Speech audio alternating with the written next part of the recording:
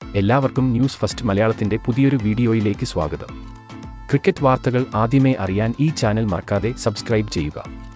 സിംബാബ്വേക്ക് എതിരായ 4ാം മത്സരത്തിലും ഇന്ത്യക്ക് ലോക റെക്കോർഡ് വിജയം.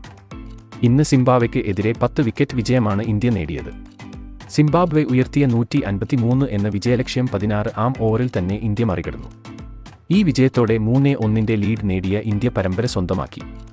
ഇന്ത്യയ്ക്ക് ആയി ഇന്ന് ഓപ്പണിംഗിന് ഇറങ്ങിയ ഗില്ലും ജയ്സ്വാളും തകർപ്പൻ ബാറ്റിംഗ് ആണ് കാഴ്ചവെച്ചത്. ജയ്സ്വാൾ 53 പന്തിൽ നിന്ന് 93 റൺസ് നേടി. 2 സിക്സും 13 ഫോറും ഇന്ന് അടിച്ചു. അത്ര ആക്രമിച്ചു കളിക്കാതിരുന്ന ഗിൽ 39 പന്തിൽ നിന്ന് 58 റൺസും എടുത്തു. ഇന്ന് പരമ്പരയിലെ 4ാം മത്സരത്തിൽ ആദ്യം ബാറ്റ് ചെയ്ത സിംബാബ്വെ 7 വിക്കറ്റ് നഷ്ടത്തിൽ 152 റൺസ് എടുത്തു. ക്യാപ്റ്റൻ റാസയുടെ മികച്ച ഇന്നിംഗ്സാണ് സിംബാബ്വെക്ക് മാന്യമായ സ്കോർ നൽകിയത്.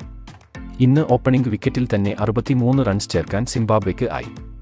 ഓപ്പണർ മധേര 25 റൺസും മരുമണി 33 റൺസും എടുത്തു.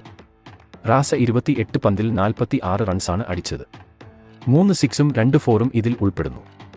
ഇന്ത്യക്കായി ഖലീൽ അഹമ്മദ് 2 വിക്കറ്റും, തുഷാർ പാണ്ഡെ, വാഷിംഗ്ടൺ, അഭിഷേക് ശർമ്മ, ശിവം ദൂബെ എന്നിവർ ഓരോ വിക്കറ്റ് വീതവും എടുത്തു.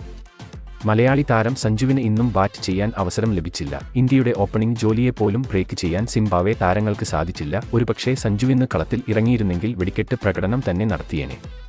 സഞ്ജുവിന്റെ വെടിക്കെട്ട് പ്രകടനം അടുത്ത മത്സരത്തിൽ എങ്കിലും കാണാൻ കഴിയും എന്ന പ്രതീക്ഷയിലാണ് മലയാളി ആരാധകർ.